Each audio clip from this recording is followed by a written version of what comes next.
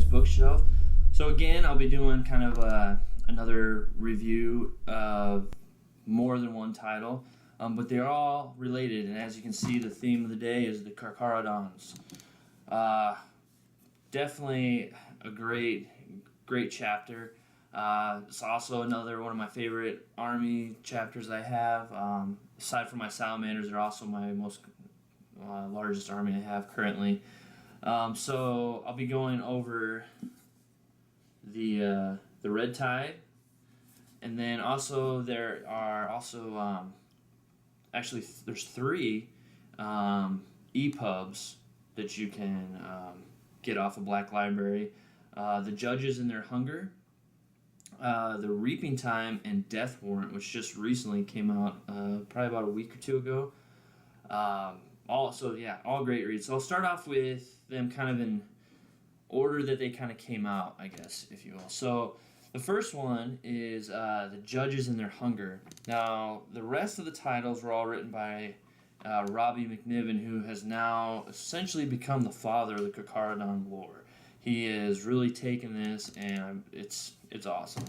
So The Judges in Their Hunger, I'm trying to see. This one was written by David Annandale, and it's a great short story, little EPUB. It really kind of shows what the Carcharodons are like.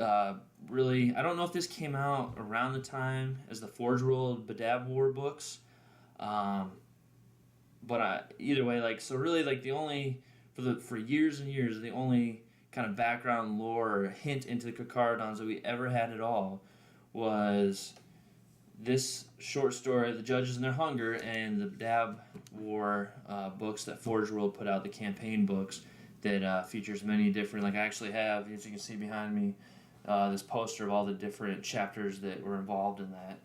And there was very limited kind of insight in there because, the Carcharodons they're just so mysterious. They're this wandering fleet-based chapter that's been exiled to the void, and nobody knows exactly where they came from, and just about anybody they come in contact with, they basically have to kill or take with them because they don't want anybody to know that they've been around.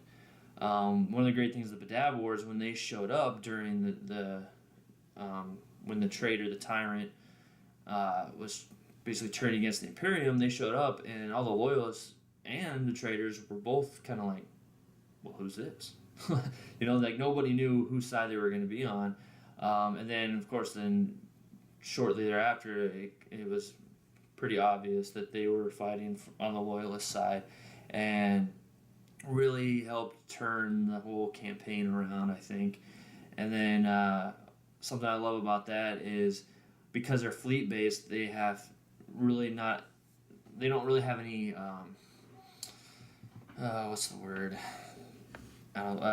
reliable way of replenishing their ranks, and so kind of as a reward and as a punishment for the Mantis Warriors is all their new recruits, the recruiting world, were all tithed over to the Carcharodons. So they basically took all the Mantis Warriors, re-implanted organs, and they're all Carcharodons now, which I just thought was great. You're gonna mess up. You're gonna, you take your tattered remains, put your tail between your legs, go off. But all your new recruits, all your other aspiring Astartes they're being taken from you as punishment for your traitor. Traitorous ways, I guess. So that was pretty neat, and that's found in the Badab War. But Judges in Their Hunger, great short read. It really just kind of they don't talk; they just kind of show up and in silence, which is the greatest thing I love about their lore as well. Is these basically demigods to regular humans show up, and they don't say anything, and they just wreck face. And it kind of has a little bit of a twist ending because I can't remember if he's a governor or he's kind of like a higher up official on the planet that then tries to thank them for saving their planet. Essentially, I think it was, I can't remember if it's World Eaters or something like that show up on the planet. So the official was basically about to kind of like bow down just to try to save his own skin, and kind of pledge his loyalty or whatever, just to try to save himself and maybe whatever people were left on the planet. But because of that, he ends up still sealing his own fate as the Carcharodons win the fight, and then they have to deal with anybody that lost faith, if you will. So that was definitely a great read. Then the next one is The Reaping Time. And that's another EPUB short story. Now this one was written by Robbie Macniven, and it's essentially like a prequel to the Red Tithe, and like I said, you don't need to read that one to understand or to get into the Red Tithe, but it is kind of nice a little bit because the Red Tithe, I can't remember how many years in the past it is, the reaping time, but you essentially return to the location in the reaping time in the Red Tithe. So it is kind of neat because there's a character in there that is now essentially he gets taken in the reaping time, and he comes back to his kind of home planet, if you will. I can't really call it a home planet because the planet they go to is it's like a prison planet essentially. So another great one, and kind of like your first glimpse into it, and it really sets up for the Red Tithe. Red Tithe is an awesome book. I was actually painting up my Carcharodons as I was reading this, and there's no better motivation than to read a book about the chapter you're currently painting, to really want you just to get them on the table and feel this chapter. Yeah, great book. I can't say that enough. They face off against the Night Lords, which, I think you really got the tone of the Night Lords, like, perfect. Like, they're just as creepy as the Carcharodons are in a lot of ways. They, you definitely, at least I personally, I'm not, like I said, I kind of favor loyalist, the loyalist chapters, legions more, but the Night Lords were they're definitely it was interesting, kind of like how, because I had not really read any Night Lord stories before this, so it was interesting kind of see how their hierarchy works and how they kind of put their war bands together and how they see themselves, since they don't really they're not really like attached to like a chaos god or anything like that. They're kind of on their own program in a lot of different respects. But then you see that as their sorcerer in there, like, has like a demon that he's working with, and so there's kind of like this back and forth in their rank structure where, like, they see it as kind of like, there's no reason why we need to work with the chaos demons and things. We're our own, we're powerful enough without them, and we can handle this. And the sorcerer, and they're kind of like, they get their own struggle for power in between their ranks, and and then the Carcharodons show up and kind of come into this situation where they're all after this one, I guess, boy in the book, which he's kind of shown like a very strong presence in the warp, to be somewhat a very powerful psyker. So the chief librarian, the Pale Nomad in this book, which I think they call him the Pale Nomad, but his like actual name, his void name was like Kahurangi.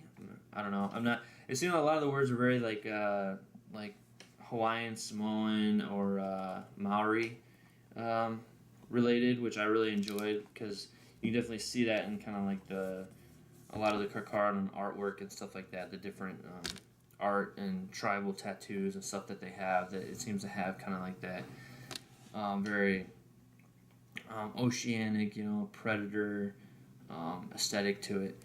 But yeah, so the Pale Nomad is essentially his main goal is to get this kid because they don't have like a recruiting world. So it's really important that when they do come across somebody with such strong psychic potential, that they definitely try to get them so they can increase their ranks and their increase the Liberius as well. So it's essentially kind of a race against time to see who's going to get this kid first, and basically who's going to succeed in that. So definitely great read. At no time did I really feel like, oh yeah, like this they got this in the bag, or that it was a struggle. It was a tug of war every step of the way, and I loved it. Like this, the scenes I couldn't wait to get back to, of course, were the ones with the Carcharodons in there and them fighting and where they're at, because it kind of goes back and forth between them and the boys. I can't remember his name now, but the boy and kind of him, knowing something is coming after him, and he's had these visions and he's just trying to get away. Yeah, great read. I could not put it down. It's just amazing. So the next one, the next EPUB, the Death Warrant.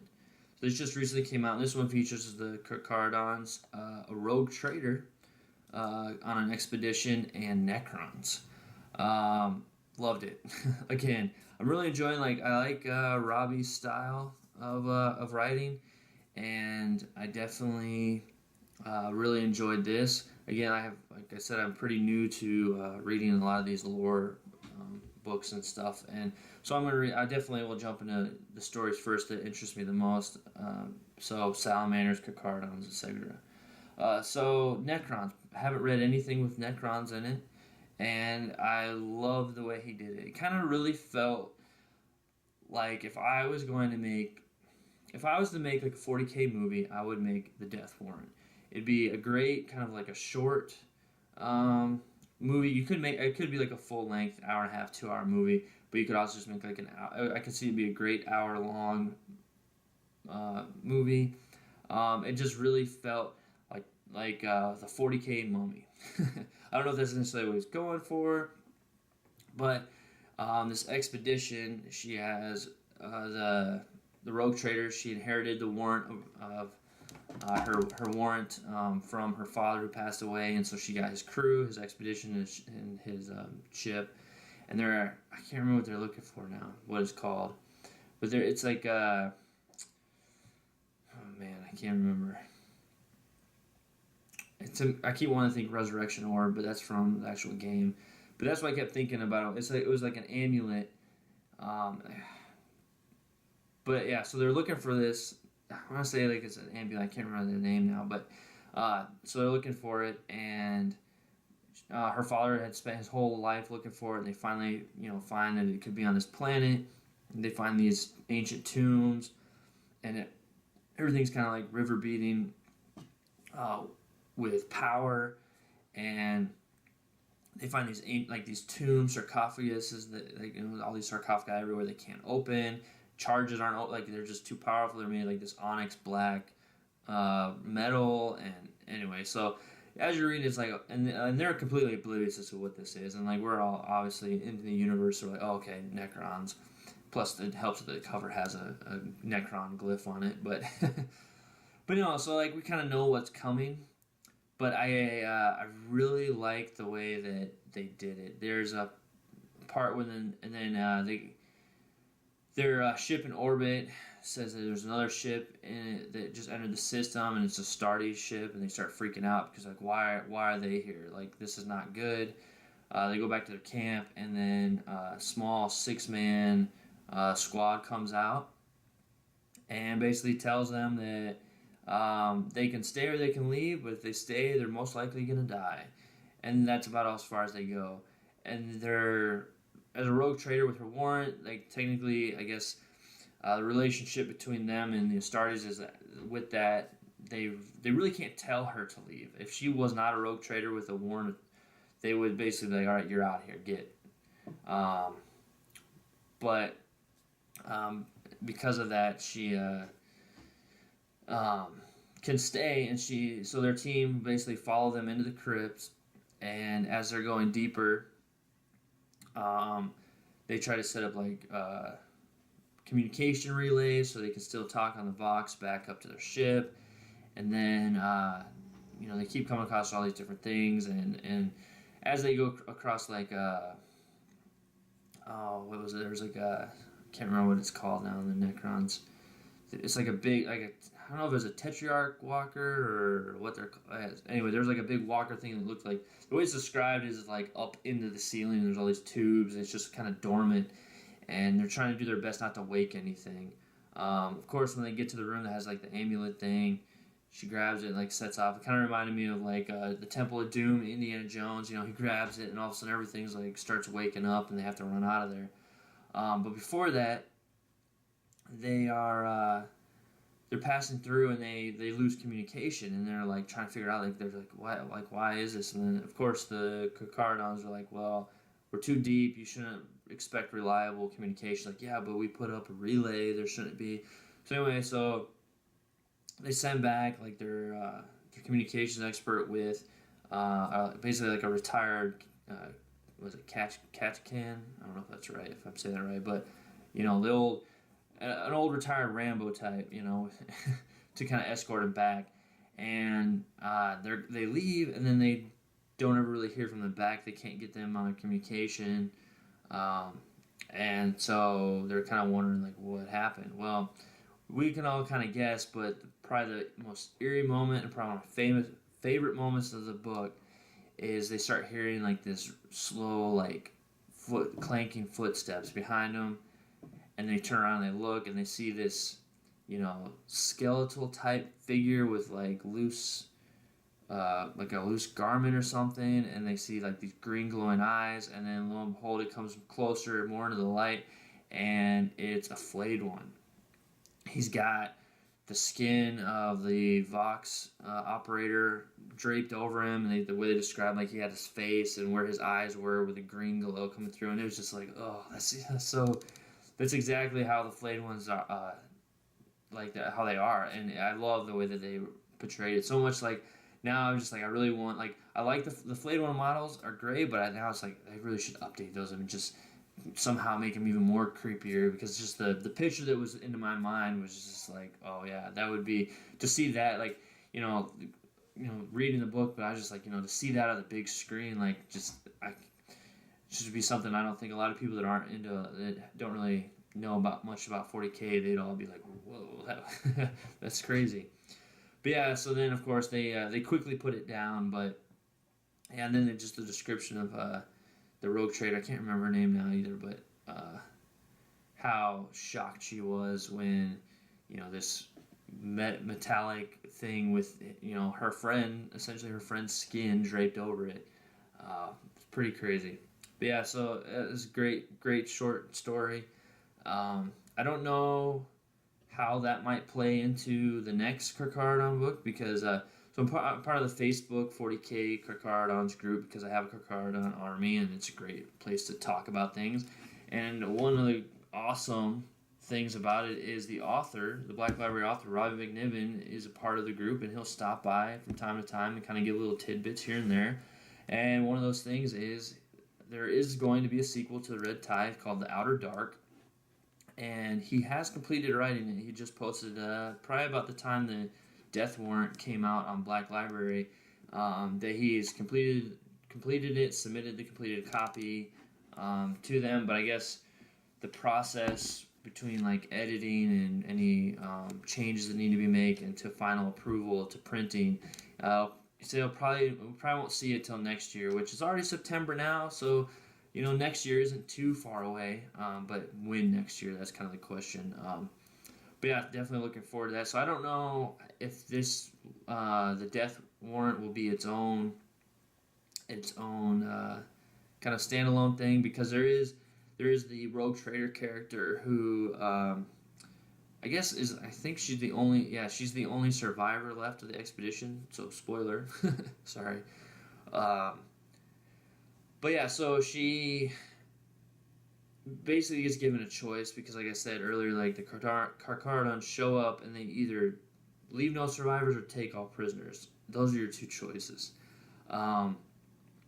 So they basically tell her because of her title as a rogue trader, they cannot kill her, but they can't take her with. So it's either they leave her behind and she gets killed by the Necrons, or she denounces her title as a rogue trader and they will take her with. Essentially, like, I don't know what that means, because there are no female Astartes. So how does that work as far as, like, she now is becoming, basically part of their slave crew, essentially, because they do have a lot, like, they take a lot of humans that are either, like, they through the testing they find they're not able to, they're not suitable enough or potentially able to survive the transformation to an Astartes, or like I said, then they're females as well, and so they become the serf crew of the predatory fleet. So, like, what role might she play in the fleet? I don't know. Will we see her return? I don't know. What makes me think that she might return is because at the end of the book, she says, well, where are we going? And he says, your new home, the Outer Dark. And because he's released that his new novel is called The Outer Dark, that makes me think that, well, maybe we'll see a return of that character, which could be very interesting to see, like, maybe they give her more responsibility or they make her a shipmaster of some kind because she was a rogue trader and she was in charge of her own ship. So that could make sense, but I don't know. Well, I'm very interested to see how that goes.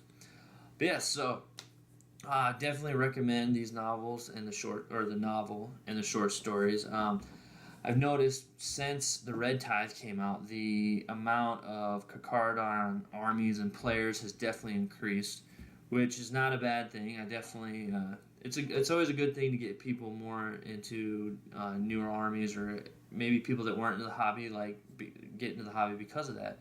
I will say I kind of a weird dampering on myself just because I like to play kind of armies that aren't played as much. Like when I started my Salamanders, there weren't a lot of Salamander players, and then they started seeing an increase. I'd say at the end of 7th edition, I started seeing more and more Salamander players, and now with the new 8th and the new chapter tactics for Salamanders, they're definitely a popular army. And then I would say the Carcharodons are becoming very popular, and so Forge Worlds released the chapter tactics for the Death Warrant chapters, and I don't think they've updated them yet. They said they will, but I don't think they're out yet. For their chapters for the Death Warrant.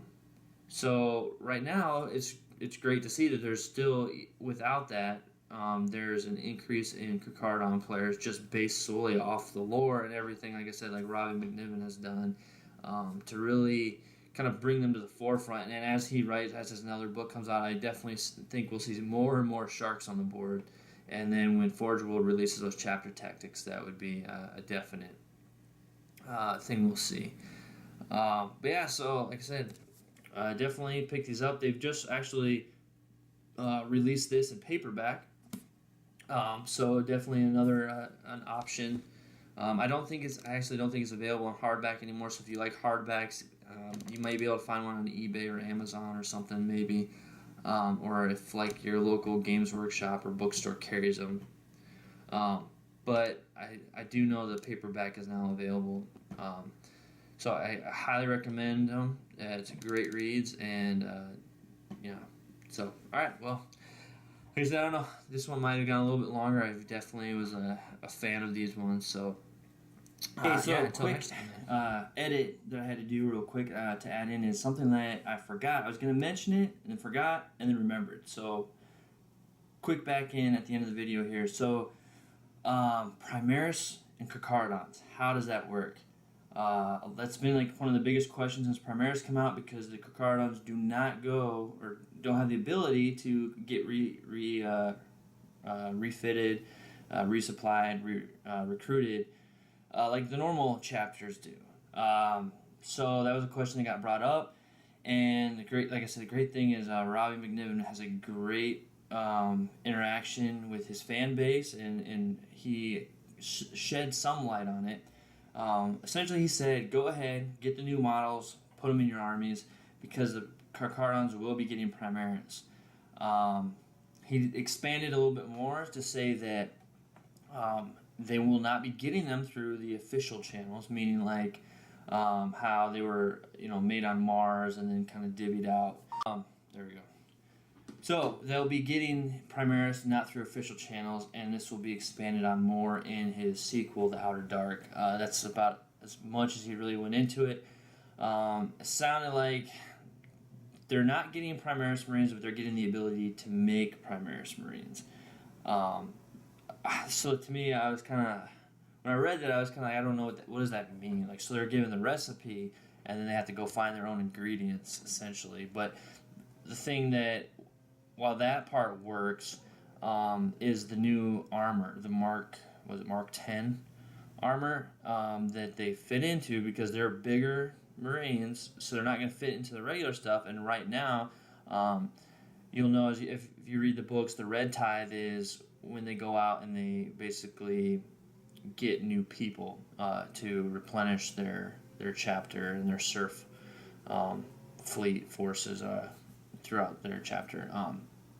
And a Gray Tithe is when they go out to acquire technology, armor, weapons, all that kind of stuff, because they don't have the ability to kind of like reissue out their stuff, I guess. So my question is like, how, like, do they also get the ability to make Mark 10 armor as well, or are we going to start seeing like Primaris, Carcharodons, and kind of like piece together armor of different marks? So then now we've got, like I don't even know how that would work, because even then, like the greaves and the different pieces wouldn't fit, right? So so they will be getting them. I just had to throw that in there for anybody that's interested, and it'll be expanded more on in the Outer Dark. So we'll have to wait to see what all that entails. So, all right. So this time, all right. See you next. Hey, so another quick update.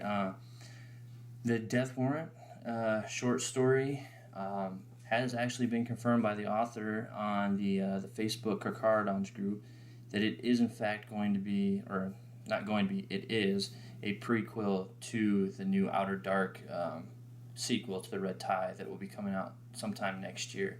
So awesome to hear that there is confirmation of that, and potentially that we'll see the return of the main character, the rope trader, from that story. So super excited to see how that all portrays. But it's awesome, like I said, Robbie Macniven has just great interaction with his fan base, and awesome to see him just to put that out there too. Just wanted to add that in there too, since we got like an actual official confirmation that it is in fact a prequel to the Outer Dark series. So again, I'm sure it's like the Reaping Time not required to read before the Red Tithe, but it's just nice that you get those returning characters and stuff. So, all right, cool. Just wanted to add that. Bye.